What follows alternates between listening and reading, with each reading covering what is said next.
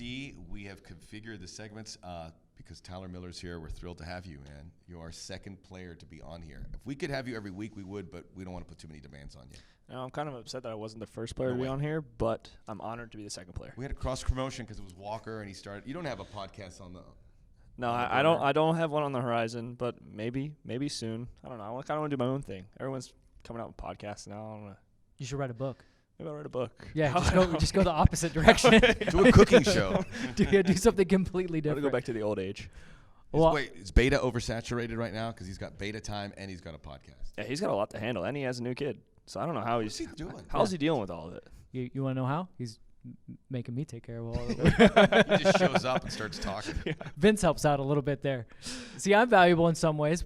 Yeah, absolutely. I can do some things. Oh, 100%. Tyler, since you're here, and we did want to reconfigure everything because Tyler's here because we big guest. I do have to ask you about that one quick moment against Chicago.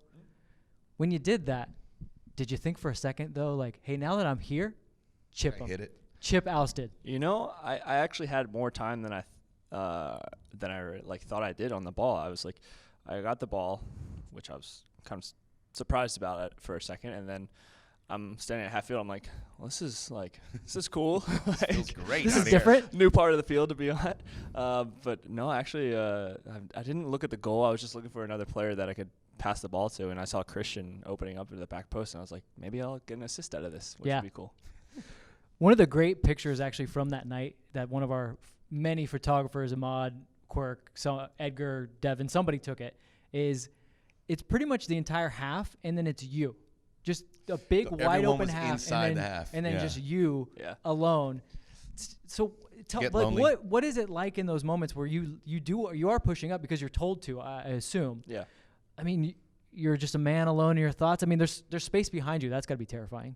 Yeah, there is. I mean, it's my style of play. Like, that's where a lot of the times that I based how I want to play is from watching like Manuel Neuer. And before Manuel Neuer got hurt, he was all over the field, intercepting balls, making passes, and I think that's one of my strongest aspects of my game is my ability to read the play and cut out those balls. And so the way I see it is, if I don't have to make a save, then why let it get that far? Why not just go out and cut it out and then continue to play?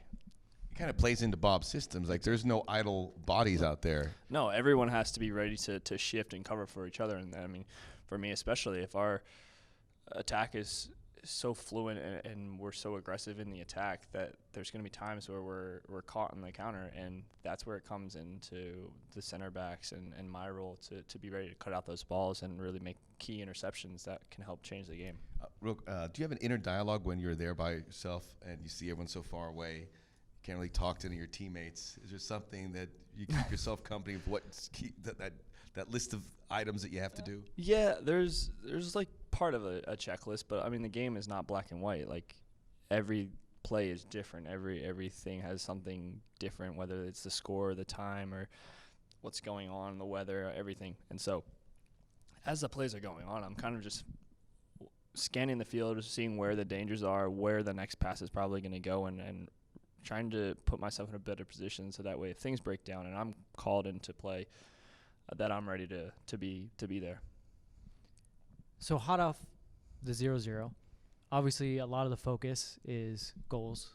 I mean, this team is built for goals. Everyone wants to talk about goals. But on the flip side of that, 0-0 means that you guys did your job. Yeah. And we've been beating. This guy's not carrying their weight over there. Yeah, we've been beating the drum for this, and it's something that it's gotten kind of lost in the shuffle with all the big numbers and Carlos Player of the Month back-to-back, those type of things. Is how good this defensive unit, and yourself included, have been. I mean, 8 goals against through 11 matches. It's statistically the best defense in the league. And with little trade-offs, going forward. I would say that a lot of teams, when they kind of shore up the defense, there's always some kind of trade-off. Can you tell us, like, how is it different to you? Because it doesn't seem like the plan is different, just maybe you guys are executing better or you're just more comfortable. No, I think that it took a lot of guys some time to buy into Bob's system and how he wanted to play, and feeling uncomfortable at times and how aggressive he wants guys to shift and step and close guys down. But I think that this year, over the first 11 games, you've really seen guys embrace that, and we've been winning balls back higher up the field, which has taken a lot of stress and pressure off the defense to start. But when it comes time to make those key plays and those key interception and key blocks in the box, the guys are stepping up and they've been doing a great job. And so far, I mean, it's been a breeze for me to play, and it's been great because I know that I can rely on those guys. And the few moments that I have been called into action this year, I feel like I've been able to step up for the team when it's necessary. And is that right to say that, like, you guys haven't changed much? No, we haven't. We've really just stuck with what we know best and what Bob believes in, and we've all bought in. And a knowledge of that system now. It's easier for you guys. Yeah. Okay. You have 4 clean sheets. That's all yours. No one else gets to claim that. They go up on your stat line. It does. It goes up on my stat line, but it's a team stat. I remember last year you told us you used to get the guys something. Do you used to get them something? We give donuts after every shutout. Okay. Yeah. Is that like the Keep one? going. You may have to may have to pull it up to like some, like some Pollo Loco or something. Yeah, so maybe some tacos. Tacos. That's the one like team sanctioned suite that you guys can have is if you get a shutout, right? Like there's nothing else. No, nothing else. Just donuts after every shutout. That's all we get. We were talking about, and you have a great view of it, of the work that's done between Eddie and Walker, and how one will fill a gap or fill a need, while the other one kind of covers there. So how have you seen those two work so effectively? They've been great together. It's kind of a surprise. I feel like for a lot of people, for me, not really, because I see it every day in training, but for a lot of people, they're like, oh, how's the chemistry between those two? Because one speaks English, one speaks Spanish. But really, Eddie is such a smart kid, and Walker obviously is very smart as well. But the way that they play their styles, they really balance each other, I think, because Walker is very good in the air, whereas Eddie is very good at chasing guys down and covering for Walker whenever he steps in and is more aggressive. But I think that this year our center back pairing has been a really key cog in our system because they're so consistent and they're always there for each other and they're always covering. So that's been really something that we can rely on. And moving forward, I think it's something that will really help our team continue to grow. How does that communication go by? I mean, I'm sure there's common words they use, or is it kind of like that sixth sense that they just know because of the training where to go? Yeah, it's a little bit of both. I mean, there is that base Spanish that Walker and I can speak, but soccer is such a international language in itself. It's just like you don't really need to be able to speak a certain language to be able to play the game, and so a lot of it is through seeing where guys are positioned on the field and knowing where you have to be, and so that really helps Walker and Eddie communicate on the field. Very instinctual. Yeah. I mean, it's a lot of fun. I was actually pleasantly surprised we had Walker and Eddie do beta time. Yeah. I thought Walker was BSing on his Spanish. It's actually decent. He actually, I mean, he spent only 5 gets years. better. He spent 5 years in Dallas, so I hope he can speak Spanish. That's Yeah, good. you never know. Well, that's good if you guys all brush it up there, because this will open up a whole world of doors. You can go to Mexico or Spain and order food and For sure. get along great. This is great. This is what LAFC is all about, that sharing of culture. That's what the LA community, yeah, exactly what you were saying. Yeah. It's all about the community aspect, and that's what our team's about. Tyler, I wanted to ask you, I saw that your parents were out here recently. Yeah. I saw some pictures of you guys hiking. How's your dad doing? I know that's something that's important to you, and you're very active in the community with LAFC in that regard, and in fighting cancer. So I just wanted to ask you, seeing them, it was really cool to see them out here. And Yeah, and that's the one thing that my mom told me is that because of everything that's going on, he's trying to make as many games as he can, which obviously means a lot to me. But he's doing better. The treatments have been working and been paying off, and I think he's starting to feel healthier and healthier and living a more active lifestyle. But yeah, again, this summer I'm gonna have my fundraising event. Hopefully, play some beach soccer and raise some more money than we did last year, and have a lot of people come out and support a great cause for the Austin Everett Foundation and Children's Cancer Research. do we know when? Yeah, do you have about any when? details? We're not sure yet. We're still trying to lock down a date. We're hoping either the middle of June or sometime in July. Whatever the details, we'll let us know. We'll share it here too, and we're here schedule-wise. We'll both be there. Yeah. We'll do our best to be there. I mean, to the I'm gonna people. be there. I couldn't be Thank there you. last year. I felt Yeah. terrible. I want to go. It was a beautiful event. I saw it from It was a lot afar. of Well, it was a intimate event, so Yeah. not a ton of people could No. be there, but the people that were there, I saw the photos. I talked to you after we Yeah. put a little article out. It was just something very, very cool, and to people that say, it's great to see players in the community.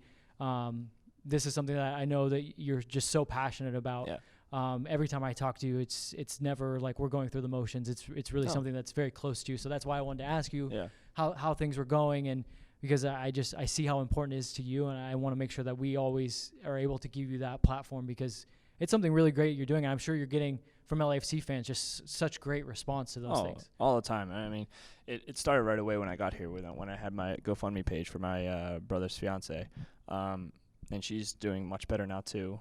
She's cancer free, so those have been great just signs of the cancer research moving forward. And I think this event, as well as many other events, I'm just trying to do my best to help somebody else live a better life. And yeah, we're professional athletes, but I think that the main role of a lot of professional athletes should be how you impact your community. And that's why my big thing that I want to do while I'm playing is help the community that I'm in and help people just have a better life. That reaction from that community has been great on all accounts, because you're from New Jersey, played in Seattle, but there's this very Los Angelino vibe to you now. You've been welcomed here, and that's due to the hard work you've put in as well to make that connection. Someone's got to make that connection. The other one kind of fits in, and then there it is. Yeah, no, and it's been great. I mean, the LA community has welcomed me, and I mean, I'm far away from home, and I always think back to I'm literally a small town kid, 10,000 people, and now here I am living in Los Angeles playing in the sport that I love. So you couldn't picture it any better. Yeah, the fans love you too. I mean, one of the chants that you hear repeatedly is Tyler Miller. It's awesome. It's awesome. I mean, I definitely get the chills. I don't take it for granted. I almost am a little shy when they do it. I'm like, oh, all right, guys, thank you. It's nice, but let's chant for somebody else. Well, I love it because it happens. It's because you're doing good. When you come out to walk out, you're just in plain clothes. You come out to kind of check out the nets, kind of just do your mental preparation, get the chance. Then you come out to do your warm-ups, get the chance. Then anytime you do something, of any just remotely, I mean, you'll just do little things, and Tyler Miller. You know what I mean? There's big times, a couple games this year, I come out at halftime and they're sharing my name. I'm like, I didn't do anything first half. Why are they sharing my name? I'm really appreciative. But there's a lot of love there. Last season, I can't remember the exact incident, but there was a mistake of some kind, and then you were like, I'm sorry. Yeah. There, and then these guys embrace you, and Chiva Mayor is one of the more visible fans. Gives you a kiss on the head. Yeah. And I was like, those are one of those photos that I just remember are just very touching and shows. That must have been from the playoff. Yeah, that was from the playoff game, and I mean, that was such a tough way for our season to end last year, and so, but that photo I think sums up everything. What our team and our community is about is we care for each other. Do you have a special moment? I know we asked you. We had the little video that you put out. Yeah. Is there anything? So I had players that since we put out that video are like, oh man, I thought of this and I wanted to say this, and I'm like, well, don't worry, you did great. The video's great. Is there anything, I wanted to just keep celebrating, because this past weekend that place was loud, almost louder than I think it's ever been. As much as it sucks, the playoff game was probably the loudest, craziest atmosphere we've ever had, and it didn't go our way, and the game was so up and down, but I think that atmosphere that we saw there was just incredible. And so those are the little things that get us so excited to come back and play in front of our home crowd every weekend, and especially looking forward to playoffs eventually, when we get there, being able to host a home playoff game. That's why it's so important for us, because yes, there's a huge advantage for us playing at home because of our supporters. That's the only reason. There's nothing else to do with it. Only because our supporters are there for us, that gives us this huge advantage going into any type of home game. I mean, growing up, this Major League Soccer was on your target, but you would have, I think, I'm doing the math here, when you're a teenage kid coming into the league, still was developing. It's really broken through. So just from your perspective of being a destination league, certainly for a young American player, what are the things you think they've really developed where gets you excited? I mean, obviously playing here is one thing. Not all MLS clubs share that, but by and large, where that's become a real positive. I think just the exposure for the league in general.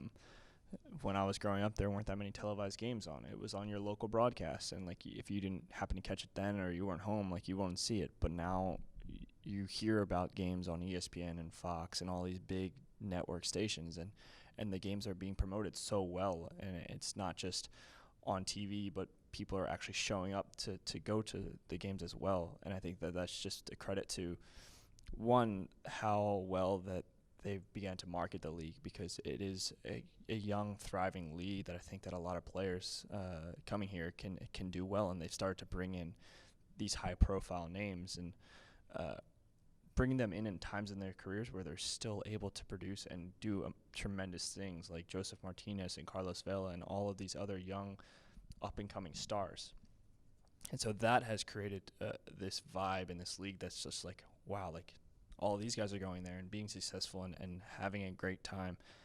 I want to do it now. So like now as a young kid, you're seeing some of your favorite players, like Carlos Vela, like was a player that I looked up to when he played for Arsenal, and now he's my teammate, and I'm just like, this is crazy. Like, so, but you see all of these young kids that are coming to our games and seeing our game, the players that are playing there, they're like, I want to be like them, and so everyone wants to be a part of the MLS now. And we've got stadiums that are fitting of these people now, so it just keeps going on the up and up for you guys. I'm assuming. I mean, there's still places where I guess you guys probably are like, oh, we gotta go there.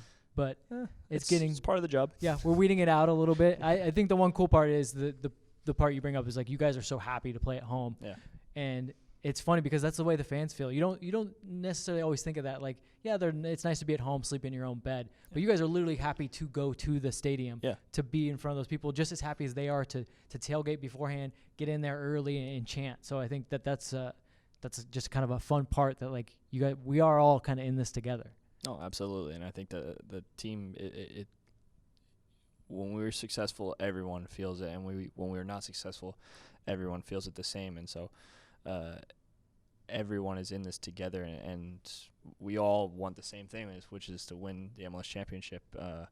But this year, I think that it's something that everyone is bought into, and they know that like they can feel it. Like we're at the top of the table right now, 11 games through, a third of the way through. And they want more. The supporters definitely probably were not happy that we tied at home, because they have high expectations. But that's the same for us. They want us to win every game at home, because that's just how they are, and that's what they ask of us. And I think it's fair. It's a high pressure situation. I've covered this league for a long time, and I see teams do well and not hit their marks, and they're like, oh, okay, but it's at a point now where you have all this, and I imagine you have to feel. I feel it as a broadcaster. I go, we got to bring our all the time, because this is the beacon almost of that. It is and it isn't. I mean, I've got a good mindset where I just approach the game and I try to have fun every time I go out there. So I don't tend to feel the pressure as much. I shouldn't do it. I'll take the pressure off. I'm a mess when you guys play. I'm not gonna lie. That's the funny thing is I feel like my mom has more pressure on her watching me play than I do myself. I feel it too. You're like, oof. And especially when you guys aren't at home, because I'll be like watching from my home. I'm like, what's going on? Like, why am I shaky? Like, what's like? I have there's nothing I can do. Like I was thinking to myself, like after the game, I was like, oh, I wonder how stressed my mom was when I was coming out on that play. Mom, it's okay. But you sense that target on your back against these teams. These players come to that stadium and are like, yeah, we got it. 100%. This is a notch on our belt. We can get it. Yeah. The teams are definitely motivated to come in here and prove that they can play with us and beat us. Well, Tyler, thank you so much for being our second guest. Real quick, what movies do you like? You didn't like the Star Wars. Oh, yeah. Movies We'll get you a good movie question. Let's see. I like Superheroes, dramas. Inception. Oh, good call. That's I just saw that on the airplane. One of my favorite movies. And then I like a lot of animated movies. I'm big into animated movies. Yeah? Finding Nemo. Did you see the Spider-Man Into the Spider-Verse? No. Oh, I'm gotta watch that. I'm not big into Spider-Man. No, it's I know, but you got to see it. It's animated. It's a and little really bit. good. I'm not into superheroes, but that was good. It's actually really. It's funny and legit. Like good, and kind of trippy too. Yeah. Yeah. I'll have to check that out. I still haven't seen the new Endgame movie. Neither have I. Yeah, so I guess we can't spoil it. Max can spoil it. Well, the guy who directed it sits in the first row of the stadium. Yeah, he was so a Falcon. whether you like it or not, you're gonna say you like it. Well, I want to go see it. I just it's good. I need 3 hours. Yeah. Don't worry. Whatever they say, they're making a lot of money on it. So yeah. But yeah. Thank you very much, Tyler. Yeah. Thank you for having me. And when Walker finally does invite you on, tell him no.